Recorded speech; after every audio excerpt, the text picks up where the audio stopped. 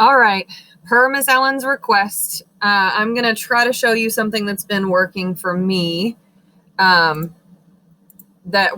It's made my life a little easier. So I've been using Pear Deck. My department, my PLC, has actually been using Pear Deck since the beginning of the year. And my cat is visiting. This is Percy, for those who want to know. And so I figured out a way to kind of make myself feel a little bit less insane. And I don't know how many of you know this, but you can switch back and forth between, like, take one presentation and switch back and forth between student paced and teacher instructor controlled. So what I do is I don't give them the Pear Deck for the week until the day that we start our first lesson for the week. So at 9 a.m. on Monday, when we do our live lesson, then that's when they get the link to the Pear Deck for the week for that class. And then they can see it in instructor mode, or, in the mode that I have control of it, where what they're looking at on their tab or their student tab is what I want them to look at. So this is my view, what you guys are seeing. And then what the students will see looks like this. And this is kind of what their screen will look like while I'm going through it. Takes a second to load. The other thing I figured out that's kind of helping me is and some people thought of this and it was like, duh, might be old news for some of you, but if I want students to kind of take notes along with the lesson, then I can open a tab that's the student view tab. And I can go to, like, for example, here's the work I did on this slide. We talked about it together and then I typed it in. So it was very much the same way that it would work in the classroom if I was doing notes and they were kind of copying it down off of the document camera or something like that, so that they get some notes. And then they're filling it in on their slide and they can see me filling it in on mine. And then on the teacher presentation, I can see all of their responses and see as they're, just kind of see that they're following along with me. So that makes that a little bit easier. And then when class is over, I just go down, like right now it's on student pace because they're still working this week, but I can go down and I can switch it. So during class, I turn off student paced. It forces them to be on the slide I'm on. And then at the end of class, I switch it back to student paced, and then they get control back and can go back and forth and do what they need to do. We also have kind of figured out that there are things such as if you put a chart in the page, then set it to draw in Pear Deck. You can actually have them, they can use the text boxes to like fill in charts and things like that. So that's been really, really helpful. I'm trying to think what else has been. So the switching back and forth, I'm using a lot of the draw slides but we're not really drawing because it's hard to do, and we're using the text boxes. And then as we go through, if I want to show them how to do it, then I can switch over to my student screen and say, this is what it will look like. This is how I need you to do it. I can also show them, it's student pace, so they don't have the button right now, but like if I stop student pace and I take over control, I can show responses and I can show them all of them, or if I star any, it will only show the stars. So as we're going through, I can say, oh, look, here's a really good response. Click the star, and that's what will show up on their screens. So when I go over here, that's the only one I can look at right now. I'm going to give them control back because if somebody's working right now, they're going to be hollering at me that I messed them up. But I'm trying to think what other tricks are working. And then as far as Google Classroom, oh, my dog just stole my lunch off the table. As far as Google Classroom goes, I just put, one other thing.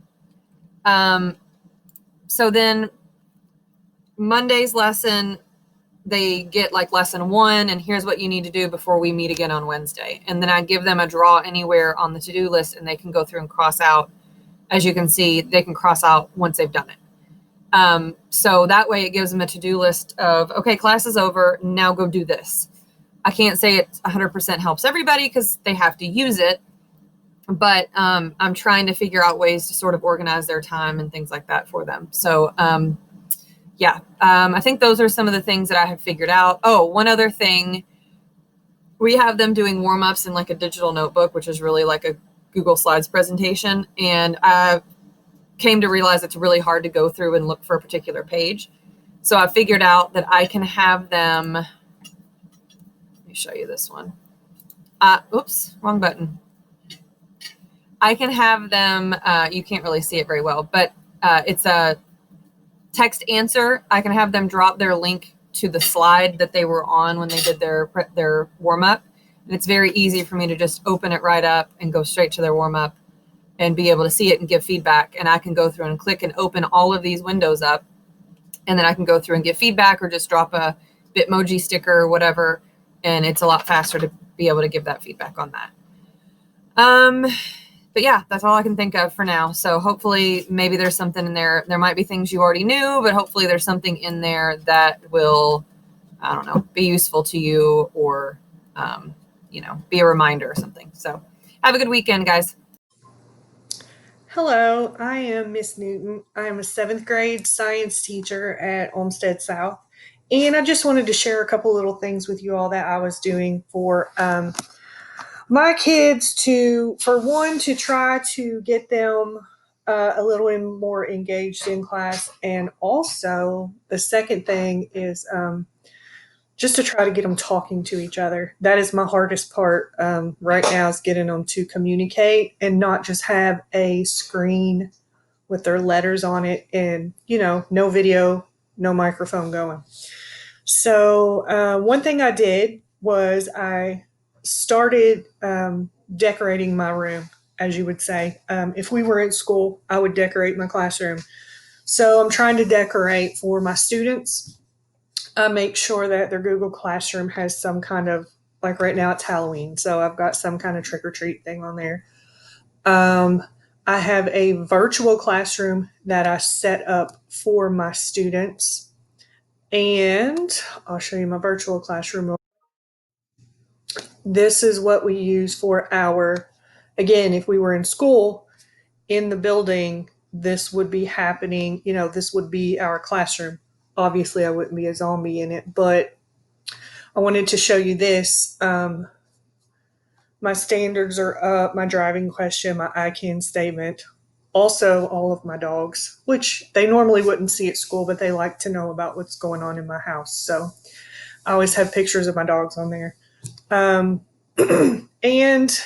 the computer, that's where they can go to get information, how to contact me, important links, our schedule, our newsletter, school calendar, all that's on here. So they can do that. And then they can also go to slides that are our notes for the week. And we're working on complex cell structures right now. So here is all of our slides for the week. Another thing that I have done, and this was the hard part, we have started on a project, a little mini project, if you will, for our complex cell structures. And what I did was they have to compare a plant cell to a real world business. So it's something that they do. Do you get your nails done? Use a nail salon. Do you go to the mall? Compare it to a mall. So it's something that they do in the real world and that they're familiar with, so that when they do these, it just helps them relate. And what I did was I gave them the choice. They could work on teams, do group work, because again, if we were in the building, this would be group projects. I would group them together with, the Kagan strategies, so separate my students, and they would work on groups that way. However, since we are not in the building and not everybody can come to every lesson for whatever reason it is, I gave them a choice. And I said, if you want to work in groups, you have to promise you'll be in every live lesson. You have to promise that you will talk to each other. So don't say, I want to work in a group and not agree to do this, because if you show up and you're not helping, you're going to be voted off the island. So I left it up to each group to make sure the people in their group are doing what they're supposed to. So it was kind of an accountability thing also. So I let them vote. If they chose groups, I wrote their name down. Then I used the Kagan the best way I could with what I had as options for groups, and I sorted them that way.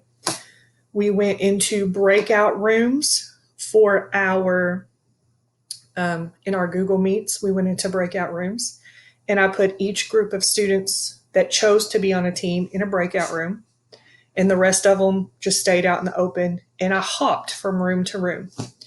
So let me just tell you, starting off, it was a hot mess. It was awful. They sat in those rooms with no video and no mic, just like they were in the regular room. So I had to go back and rethink this, and I thought, okay, what are we going to do? So the next class I had, I spent the whole time, I don't want to say wasted because I don't feel like I wasted it, but we spent the whole lesson just talking. What did you do this weekend? What are you doing next weekend? Oh my gosh, I have to show you all a picture of my grandkids. Da da da da. You know, here's my dog. And then I would turn my camera on my dog. Well, that got them talking. Finally, they started talking. And once they started talking, then they wanted to show each other other things like, oh, here's my dog. So then the camera came on.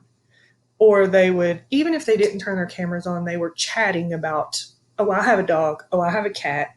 Oh, I have a sister, or blah, blah, blah, blah. Finally, we got them talking.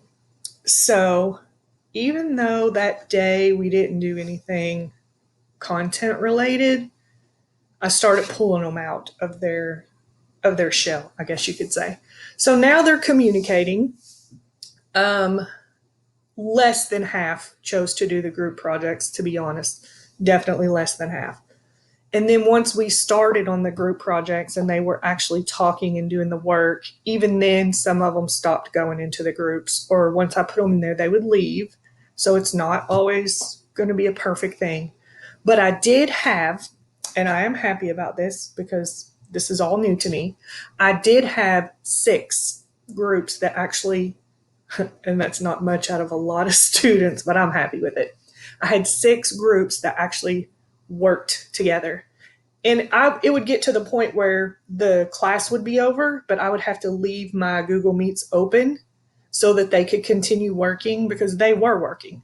So I would just sit there with my screen open, just hopping around, letting them work until I would have to say, okay, I need you to, I've got things, other students I have to meet. And then at that point, they started sharing information. So now they are meeting outside of class. It turned out to be a good thing.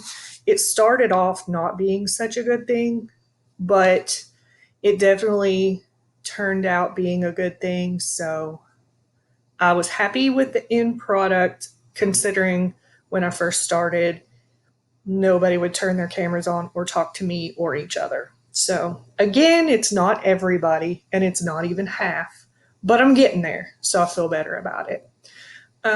Just thought I would like to share that with you, and just remember, don't give up. I'm hoping next time I have more participation with groups, but if I don't, at least these few got it. I did also, the project we did is going to be our considered a CFA for our 7th grade. So it is on Mastery Connect. I know there are teachers from other schools that have followed me on there. So if you are following on Mastery Connect, you can get the instructions and the rubric for that project if you're interested in it. Thank you all for listening. Bye.